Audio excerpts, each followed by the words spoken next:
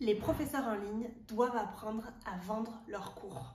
Trop de profs pensent à tort que savoir enseigner, être un bon professeur, suffit pour vivre dignement et vivre décemment de leurs cours particuliers en ligne. Trop de profs aussi déchantent du coup après plusieurs mois parce qu'ils n'arrivent pas à attirer les élèves qu'ils souhaitent attirer, ils n'arrivent pas à attirer des élèves qui payent leurs cours d'une façon correcte. La réalité, c'est que peu d'élèves payent plus de X euros. Il faut souvent brader nos tarifs pour trouver des élèves. Trop parler de nos cours peut faire fuir les élèves. Les élèves ne savent pas voir la valeur de nos cours. Ça, c'est des choses que j'entends au quotidien. Toutes ces petites phrases que je viens de te dire, c'est des choses que j'entends au quotidien de la part des profs qui sont vraiment déçus de la réalité du marché. Mais ces profs-là n'ont pas encore compris qu'il est nécessaire de savoir vendre, il est nécessaire d'acquérir certaines compétences, certaines connaissances et que être un excellent professeur ne suffit simplement pas. Si tu penses comme ça, si tu penses que la réalité c'est que peu d'élèves payent plus de, allez on va dire 25 euros de l'heure, si tu penses comme ça, c'est forcément que tu vas continuer à galérer.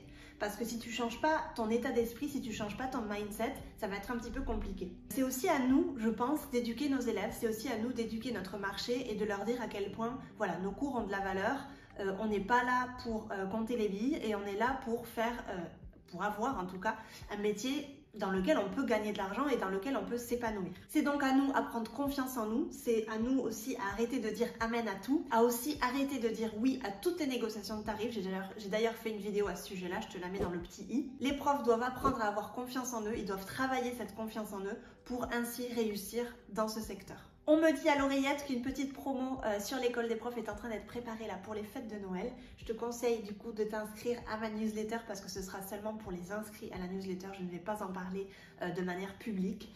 Le lien est dans la barre d'infos. Quand on me dit que vendre nos cours tous les jours c'est un peu trop violent, je ne comprends pas. Je pense personnellement qu'il faut vendre nos cours tous les jours. Et je dis vendre, mais je vais t'expliquer un peu plus tard ce que ça veut dire pour moi vendre. La question à se poser c'est est-ce que tu es une entreprise ou pas ? Est-ce que tu te considères comme une entreprise ou pas? Parce que c'est toi en fait qui va définir comment est-ce que vont te voir les autres personnes en face.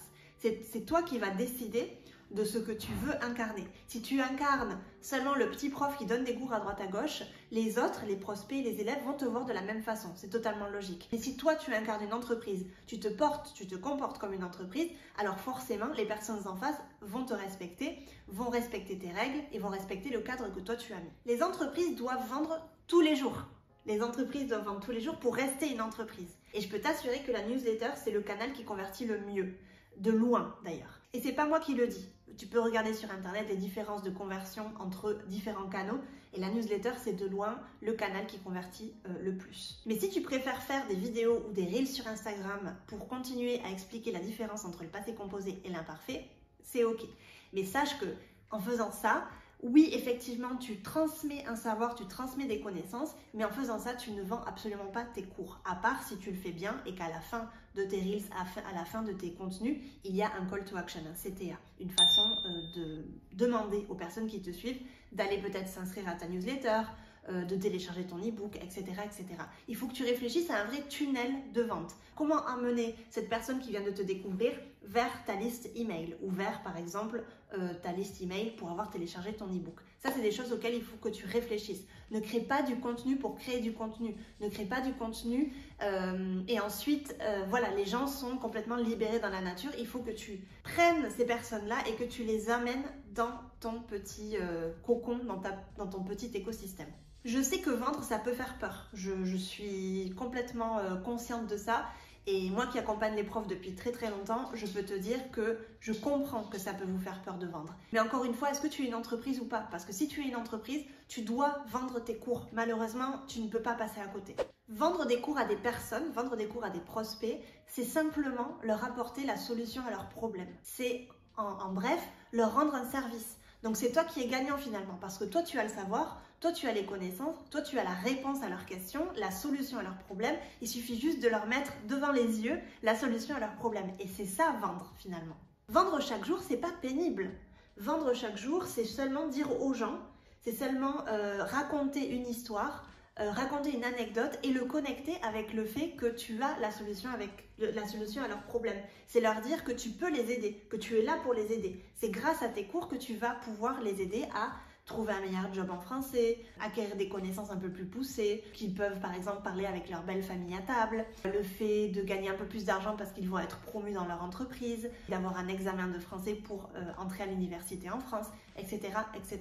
Il suffit seulement de trouver la méthode qui te convient, parce que ça convient peut-être pas, enfin toutes les méthodes ne conviennent pas à tout le monde, et surtout celle avec laquelle tu te sens le plus confortablement possible.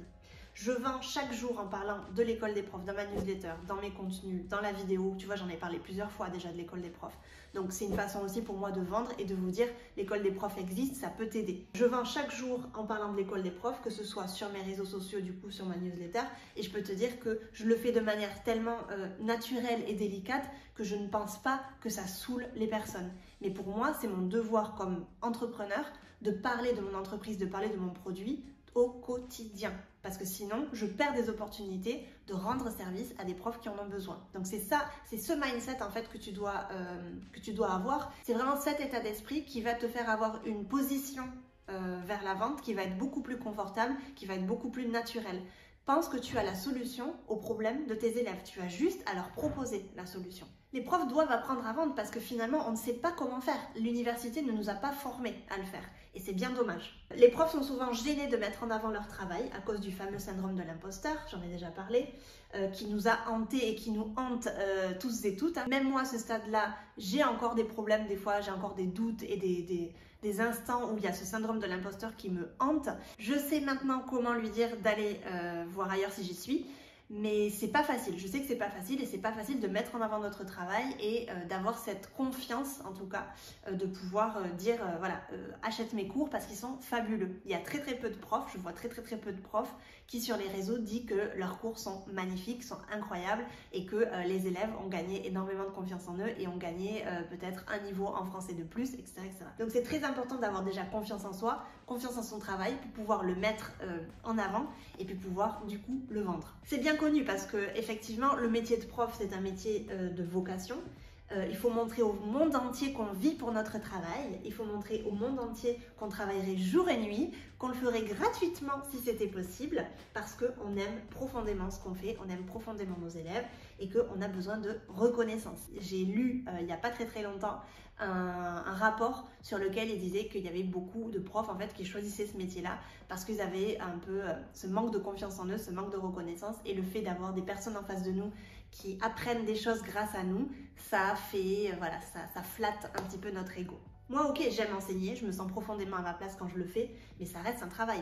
Et un travail, c'est fait pour gagner de l'argent. Et je suis convaincue du fait que nos cours doivent être correctement rémunérés pour qu'on continue à le faire avec plaisir et avec passion. Parce que sinon, on va se dégoûter et on va en avoir marre et après quelques années, ce sera ciao. Pour ma part et après toute l'expérience que j'ai en tant que prof indépendante, moi personnellement, je n'accepterai jamais un élève qui ne veut pas payer la valeur que moi, j'ai définie à mon travail. Si moi, je définis une valeur de, je sais pas, 40 € de l'heure pour mes cours particuliers, je n'accepterai jamais un élève qui négocie parce que déjà on est mal barré et on part très mal. La collaboration va pas hyper bien se passer. Un élève qui ne voit pas la valeur de tes cours, déjà c'est déjà en partie ta responsabilité parce que tu n'as pas su lui transmettre la valeur de tes cours, tu ne sais pas exactement comment faire pour lui montrer que tes cours sont géniaux. Et de deux, c'est peut-être une personne qui est un petit peu culottée en face de toi parce que moi-même en tant qu'humaine, je ne me permettrai jamais de négocier les tarifs d'un professionnel, d'un psychologue, d'un ostéopathe, d'un plombier, etc. Parce que sa valeur, enfin sa connaissance a de la valeur et c'est lui qui a mis le prix juste sur ce qu'il vend. Donc ça, faut faire très attention. Seul toi sais combien coûte une heure de ton travail. Donc ne te fais pas négocier et n'accepte surtout pas les personnes qui négocient ton tarif parce que déjà c'est mal barré. En autorisant du coup ces élèves à mettre un prix sur ton heure de travail, tu perds du coup le contrôle de ton travail, tu perds aussi la valeur de ton travail. J'ai même entendu un jour, et c'est le genre de choses qui mérissent les poils, sincèrement, qu'un prof n'augmentait pas ses tarifs malgré son envie depuis des années, parce qu'il savait en fait que ses élèves ne pouvaient pas payer ces quelques euros de plus dans son tarif. Et moi, je ne peux pas l'accepter ça, finalement, parce que je suis pour les profs, je suis de votre côté et je vous encouragerai toujours à, quand vous avez besoin et quand vous ressentez l'envie d'augmenter vos tarifs, faites-le. Parce que c'est pas parce que 3 de vos élèves sont au chômage et ne peuvent pas payer vos tarifs, que c'est fini, votre entreprise va tomber à l'eau, etc. Il y a des millions et des millions de personnes qui apprennent le français ou la langue que tu enseignes aujourd'hui sur cette terre. Donc que tu perdes 1 ou 2 élèves parce qu'ils n'acceptent pas ton augmentation, c'est pas hyper grave, sincèrement. De toute façon, il y aura toujours des élèves qui trouveront que ce que tu vends c'est trop cher.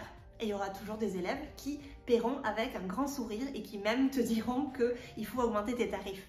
Donc vraiment, ça dépendra vraiment, c'est quelque chose de très subjectif. Il y a des personnes qui vont penser que c'est trop cher, il y a des personnes qui vont penser que c'est pas assez cher, il y a des personnes qui vont penser que c'est tout à fait le prix correct. Donc ça, c'est encore une fois, toi qui décides de ton tarif, ne te laisse absolument pas négocier, etc. par la personne que tu as en face qui ne connaît absolument pas déjà ta vie, tes besoins, tes connaissances et le savoir, c'est toi finalement qui l'as. Une phrase qui m'a vraiment fait prendre conscience des choses, c'est « tes élèves ont plus besoin de toi que toi de tes élèves ». Et quand tu as compris cette phrase, je peux te dire que tu as un boost de confiance et c'est bon. Les profs doivent travailler leur confiance en eux. Ils doivent la travailler pour vendre leurs cours. Parce que ça fait longtemps que j'accompagne les profs et je vois très souvent que la confiance en soi et la vente est complètement corrélée.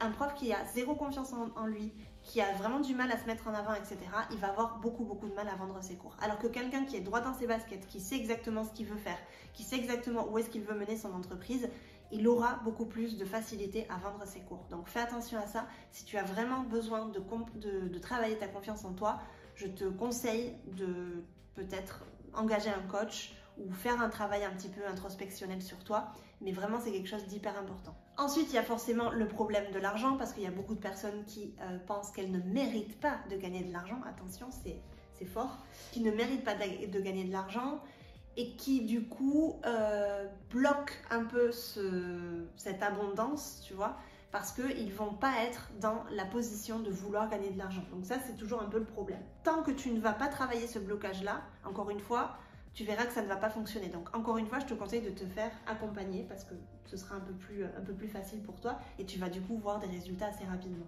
Tu dois apprendre à vendre tes cours parce qu'encore une fois, être un excellent professeur ne suffit pas si tu es à ton compte. Tes élèves verront à quel point tu es un bon professeur pendant tes cours, mais n'oublie pas que l'inscription et l'argent qu'ils te payent se fait avant le cours. Donc effectivement, les deux choses sont complètement décorrélées. Être libre, flexible, gagner de l'argent et ne plus se sentir frustré au quotidien, je peux t'assurer que tout ça, aucune structure, aucune école ne pourra te l'offrir. La seule personne qui est capable de t'offrir tout ça, c'est toi finalement. Et tu l'obtiendras en n'ayant plus peur de vendre tes cours, en ayant une grande confiance en toi et en sachant que tu vas réussir. Je te laisse avec ces belles paroles. J'espère que cette vidéo t'a un petit peu servi de boost de confiance. N'hésite pas à me donner un petit peu ton impression dans les commentaires. N'hésite pas à t'abonner à la newsletter parce que il se peut que je prépare un petit quelque chose là pour ces prochains jours pour fêter Noël et pour t'aider du coup à rentrer dans ma formation l'école des profs et pour t'aider à vraiment vivre décemment de tes cours particuliers. Je te mets tout ça dans la barre de description. Je te dis à bientôt dans une prochaine vidéo. Bye bye.